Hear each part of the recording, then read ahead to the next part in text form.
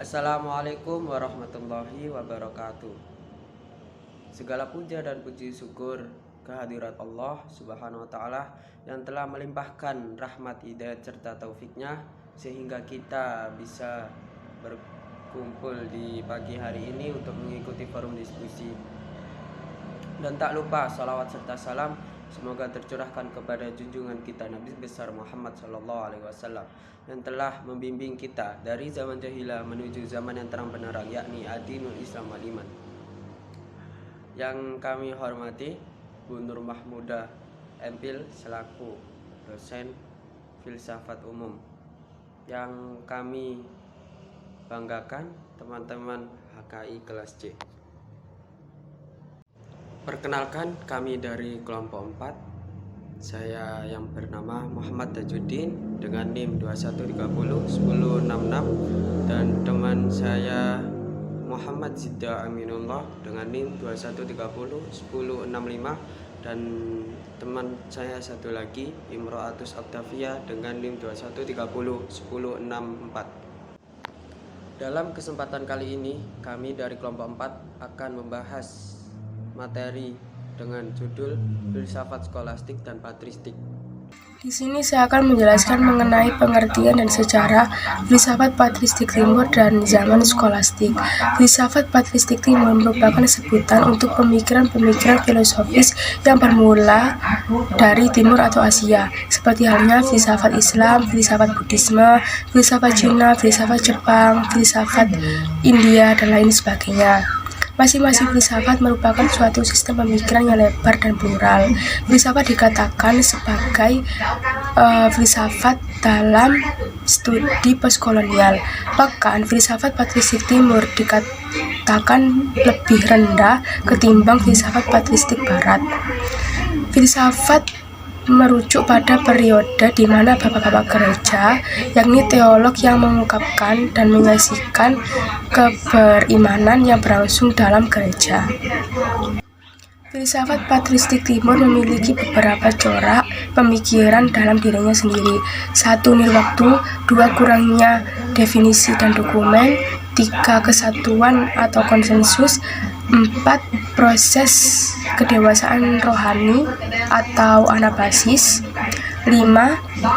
Otoritas pada tradisi gereja. Kemudian saya akan menjelaskan mengenai pengertian dan sejarah filsafat zaman skolastik. Skolastik adalah kata sifat yang mana berasal dari kata skul, artinya sekolah, dan sekuler yang kurang lebih merujuk pada aliran ajaran atau sekolahan. Jadi skolastik adalah aliran yang berkaitan dengan sekolahan.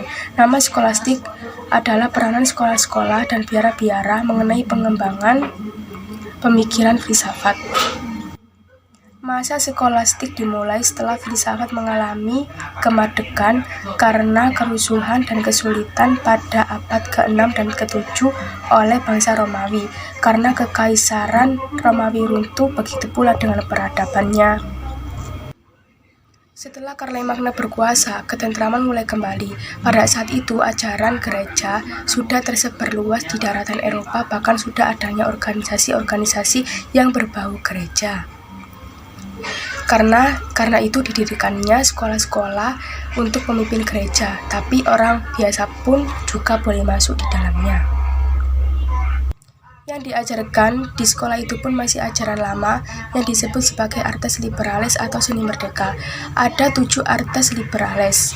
Ada gramatikal, dialektika, retorika, geometria, aritmatika, astronomia, dan musika.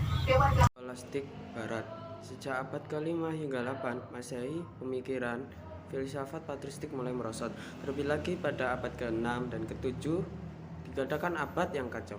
Hal ini disebabkan pada saat itu terjadi serangan terhadap Romawi sehingga kerajaan Romawi beserta peradabannya ikut runtuh yang telah dibangun selama berabad-abad. Baru pada abad 8 Masehi kekuasaan berada di bawah Karel Agung. Tahun 742 sampai 814 Masehi dapat memberikan suasana ketenangan dalam bidang politik, kebudayaan, dan termasuk pengetahuan, termasuk kehidupan manusia serta pemikiran filsafat menampakkan mulai adanya kebangkitan. Boethius Nama lengkapnya adalah Anicius Manlius Severinus Boethius. Dia adalah seorang filsuf Romawi. Dia dianggap sebagai filosof akhir Romawi dan filosof pertama skolastik. Kaisar abad tengah Charlemagne lahir tahun 742 dekat kota Aachen yang akhirnya jadi ibu kotanya. Charlemagne meninggal pada tahun 771. Kejadian ini mengakibatkan Charles di umur 29 tahun menjadi raja tunggal di kerajaan France yang sudah menjadi kerajaan terkuat di Eropa. Peter Abelardus adalah seorang filsuf skolastik, ahli logika, dan teolog yang terkenal pada abad pertengahan. Selain itu, ia juga dikenal sebagai seorang komponis. Puncak filsafat skolastik barat. Abad ke-13 dianggap sebagai zaman kejayaan filsafat dan teologi skolastik. Pada abad ke-13 ini menghasilkan beberapa sintesa filosofis yang sangat mencolok.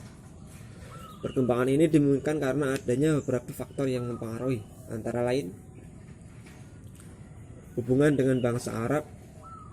Mulai abad ke-12 ada hubungan baru dengan dunia, pemikiran Yunani dan pemikiran Arab, yaitu dengan peradaban Yunani dan Italia. Yunani dan Italia Selatan dan Sisilia, dan dengan kerajaan Bizantium di satu pihak dan peradaban Arab yang ada di Spanyol di lain pihak melalui karya orang-orang Arab dan Yunani. Eropa Barat mulai lebih dikenal dengan karya-karya Aristonides yang semula memang kurang dikenal kecuali melalui karya orang-orang Arab. Tulisan-tulisan Aristonides dikenal melalui karya para bapak-bapak gereja timur yang sejak zaman itu dikenal juga timbulnya universitas. Karena semakin majunya seolah-olah di Eropa, ada beberapa sekolah yang membentuk suatu persekutuan antara para dosen-dosen dan mahasiswa dari suatu jurusan yang disebut Universitas Magisterium et Scholar, persekutuan dosen dan mahasiswa. Adanya persekutuan ini akhirnya dapat menimbulkan 4 fakultas yang berwibawa, yakni fakultas teologis, fakultas umum, fakultas kedokteran, dan fakultas sastra. Timbulnya ordo-ordo baru. Ordo-ordo yang muncul di zaman ini di antara lain ordo Fransisnan dan ordo Dominikan. Penutup bab 3. Kesimpulan. Filsafat skolastik. Istilah skolastik adalah kata sifat yang berasal dari kata skul yang berarti sekolah, atau dari kata scholar yang mempunyai arti kurang lebih sama, yaitu ajaran atau sekolah, namun beda lagi dengan filsafat presistik, merupakan sebutan untuk pemikiran-pemikiran filosofis yang bermula dari dunia timur dan Asia Sofi, filsafat Cina, filsafat India, filsafat Jepang, filsafat Islam, filsafat Buddhisme,